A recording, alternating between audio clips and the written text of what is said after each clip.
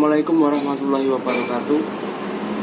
Nama saya Susilo Adi Prayoga dengan NIM 103-2039 dari kelas HPNB. Saya di sini akan mempresentasikan makalah saya yaitu tentang kaidah muamalah. Dalam menjalani sebuah kehidupan, seringkali terjadi beberapa masalah. Hal ini mengharuskan kita untuk mencari jalan keluar atas permasalahan tersebut, terutama adalah pada bidang muamalah. Sebagai muslim yang taat kepada Allah, tentu kita tidak sembarangan dalam mencari sebuah keputusan atau jalan keluar. Adanya hukum-hukum dan kaidah-kaidah fikih dalam bermuamalah menjadi acuan kita dalam bersosialisasi dan berjual beli, yang itu semua sudah menjadi rutinitas hidup. Muamalah. Pengertian muamalah sendiri dari secara etimologi, kata muamalah berasal dari amalan yu'amilu muamalata, berarti saling bertindak dan mengamalkan. Muhammad Yusuf Musa mengatakan, muamalah adalah aturan-aturan Allah yang harus diikuti dan ditaati dalam hidup bermasyarakat untuk menjaga kepentingan manusia.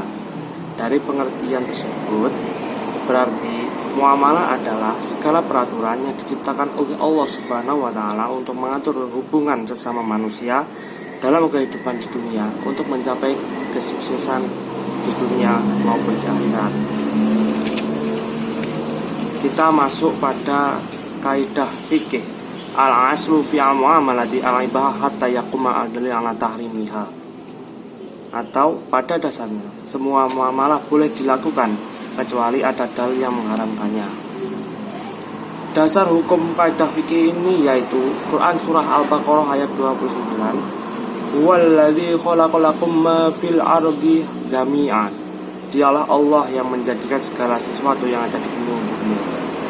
Lalu ada Quran surah Al-Maidah ayat 87, "Ya ayyuhalladzina amanu la tuharrimu thayyibati ma jalallahu lakum wa la ta'tadu innallaha la yuhibbul mu'tadin." Yang artinya, hai orang-orang beriman, janganlah kamu haramkan apa-apa yang baik yang telah Allah halalkan bagi kamu, dan janganlah kamu melampaui batas. Sesungguhnya Allah tidak menyukai orang-orang yang melampaui batas. Lalu ada hadis riwayat Al-Baihaqi dari Ubaid bin Amr radhiyallahu anhu, Rasulullah SAW bersabda bahwasanya aku tidak menghalalkan apa yang dihalalkan oleh Allah dalam kitab-kitabnya, dan tidak mengharamkan kecuali apa yang diharamkan oleh Allah dalam kitabnya.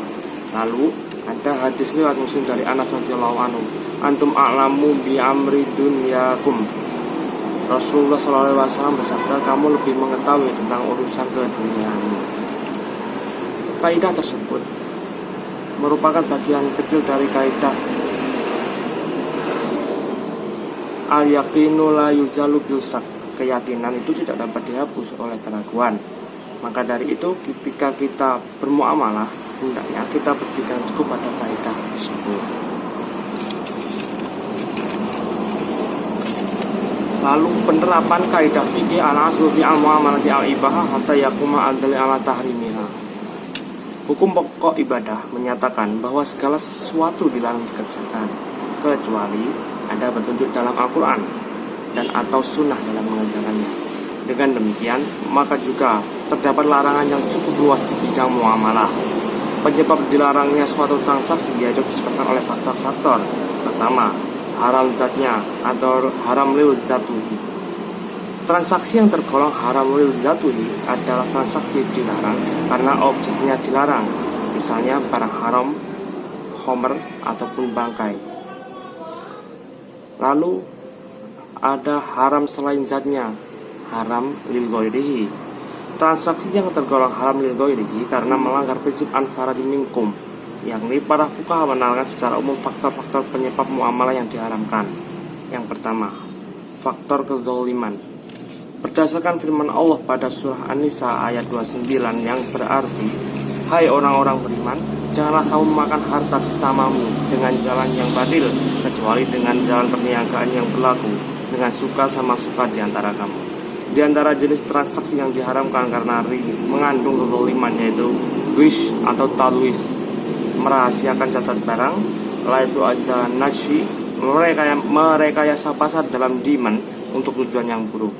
Lalu ada menjual belikan atau menawar barang yang sudah dijual belikan atau ditawar orang lain.